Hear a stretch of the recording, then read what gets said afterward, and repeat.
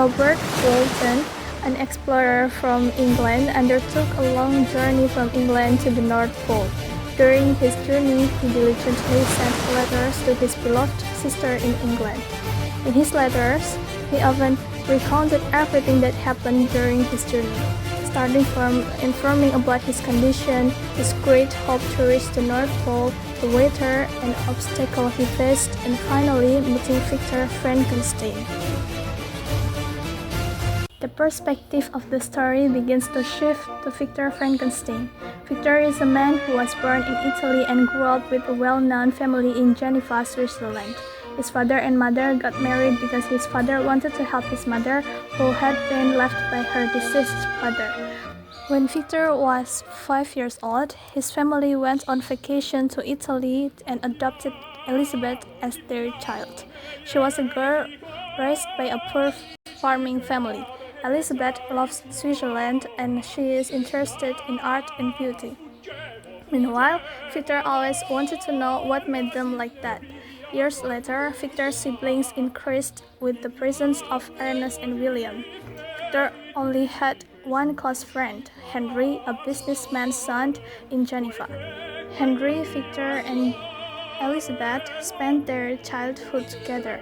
Since childhood, Victor began to enjoy reading many science books in his father's library, although his father said that they were trash. One night, when Victor was 15 years old, a terrible storm came and lightning struck the oak tree.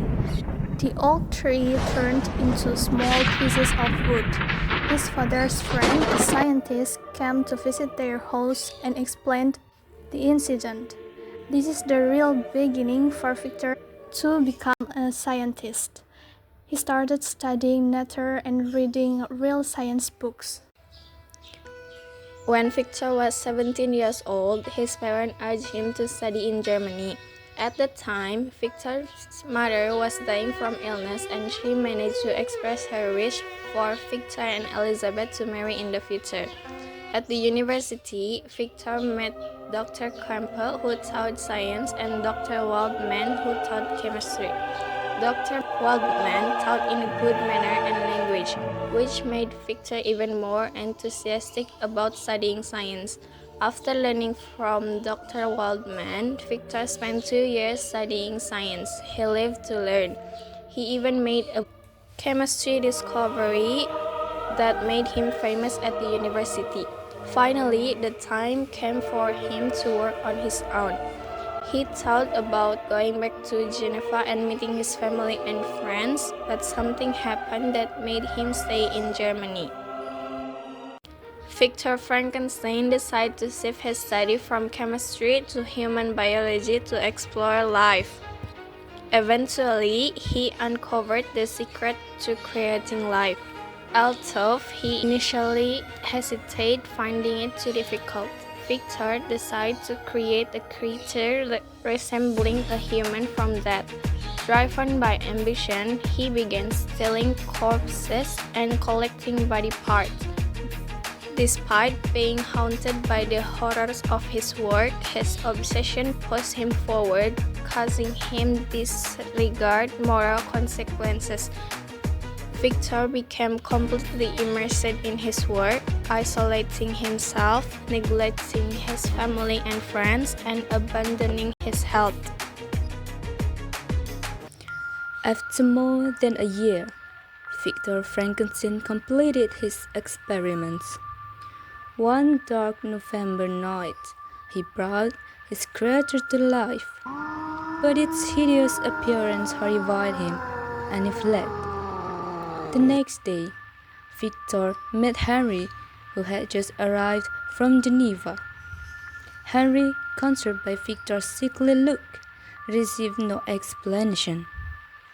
When they returned to his house, Victor felt relieved that the creature was gone.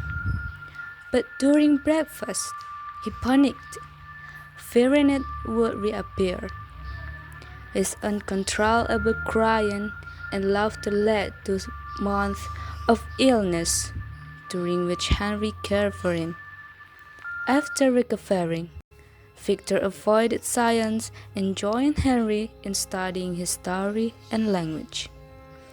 At the end of the school year, Victor prepared to return to Geneva after nearly 6 years, hoping for a joyful reunion with his family. But things didn't go as he had hoped. Victor's youngest brother, William, was found dead with a neck wound. Victor's creator is the culprit. Justine, a young woman adopted by the Frankenstein family, was accused of the murder because of a safety pin with a photo of William's mother found in her pocket. Despite knowing Justine's innocence, Frankenstein could not prove it. Justine was convicted and executed. Overcome with guilt, Frankenstein realized the terrible consequences of his creation. Victor returns to Geneva after hearing that his brother William has been killed. He is on edge almost all the time. When he arrives, the city entryways are closed, so he spends the night outside the city and crosses the lake the following morning. On the way to his family's home, he sees the creature he met when lightning strikes. Victor knows it is the offender, but he questions whether anybody will accept him. In the interim, Justine, the family servant, is charged with William's guilt since William's brooch was found in his stake. Victor knows she is blameless, but he is perplexed to talk out for fear of being considered crazy. Elizabeth energetically protects Justine, but tears in the first fall flat. Justine is sentenced to death, taking off Victor feeling blameworthy as he realizes his fixation with making life has fetched him two lives, William and Justine. Victor, unable to bear his guilt, went to the mountains to seek peace. However, there he met the monster again. Instead of attacking, the monster asked Victor to listen to his story. The monster explained that he was not originally evil, but the treatment of humans who were afraid and kept chasing him away filled him with hatred. The monster told how he tried to find food in the forest, learned how to survive by observing animals, and even tried to help the villagers in secret.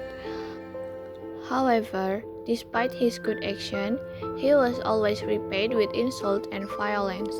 He felt very lonely because no one would accept him. The monster blamed Victor for creating him and leaving him without guidance or friends. As a warning, the monster asked Victor to make a friend for him, someone of the same kind, so that he would no longer feel alone. If this request was refused, the monster swore to destroy Victor's life and the people he loved. The monster finds a French book that studies history, people, and Adam's creation. Besides that, he reads Victor's book, which reveals his backstory and his creator. The monster hated his day of birth after reading Victor's book. Monster told Victor how he felt. He explained that because of his ugly and terrible appearance, his life had been full of hate and sorrow. He even received severe judgment from the Delacey family, a family he admired. The monster hid in the forest for the day after leaving Delacey's cottage. The monster felt lonely a second time as a result, so he took the decision for revenge on his creator. The monster starts out on a long difficult trip from Germany to Victor's home in Geneva. On the way, the monster rescued a girl who was about to be swept away by the river flow, but instead she screamed in fear. Thinking the girl had been harmed by the monster, a group of guys arrived and then shot the monster. This betrayal deepens the monster's need for revenge and deepens his hatred of people. The monster reached Geneva after 2 months. William screams in panic when the monster tries to get close to him, accidentally revealing that he is a member of the Frankenstein family. After that, the creature grew angry once again and killed William by suffocating him. The monster then slipped William's pin into Justine's pocket while she is sleeping. Victor suffers even more once Justine is accused of killing William.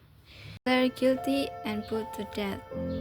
The monster makes a request at the end of this section, which further complicates Victor's decision making.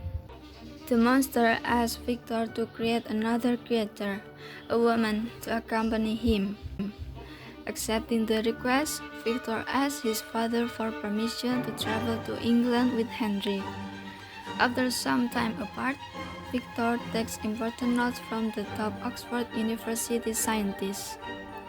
Victor then began working in an isolated area. Victor was terrified of what might happen if he met another creature while he was working. Victor's new creature was nearly finished, but he got frustrated and destroyed it. This upset the creature, who then promised to come back on Victor's wedding night. Victor then threw his new creature's pieces into the sea, where he weathered the storm until he reached Ireland. In Ireland, a man approached him there and took him to the judge. Victor was taken to the judge's chamber. He was accused of murdering someone who turned out to be his own friend, Henry. He was imprisoned for 3 months but was later released after being proven innocent. A few days later, after recovering in Paris, Elizabeth wrote him a letter asking if he really would marry her. Victor replied to Elizabeth's letter saying they would get married soon after he and his father returned to Geneva. After returning, the wedding was held. However, tragically, the monster killed Elizabeth while they were on their honeymoon. Victor felt a new kind of emotion, leaving him lonely and deeply sorrowful. Not long after, his father died upon hearing the news of Elizabeth's death. Following these events, Victor promises to find and kill the monster. Victor decided to leave Geneva, a place that had brought him so much pain. Before leaving, he visited the graves of his loved ones. However, the monster was following him and declared that Victor would live alone for the rest of his life, just like the monster. Angered, Victor ran off to search for it. When the monster headed toward the Black Sea, Victor followed but lost its trail. After purchasing supplies for the chase, Victor became stranded on a piece of ice until he was found by a ship. He then asked for help in pursuing the monster, expressing his hope that if he died, the monster would be killed so he could finally rest in peace. Robert Walton witnessed Victor's final moments. The monster eventually appeared, expressing regret for all its actions. Walton began to feel pity for the creature but remembered that it had to be killed without mercy. Just before Walton could kill it, the monster declared that it would wander the earth, starving, and eventually die, alone, unloved, and without compassion from anyone.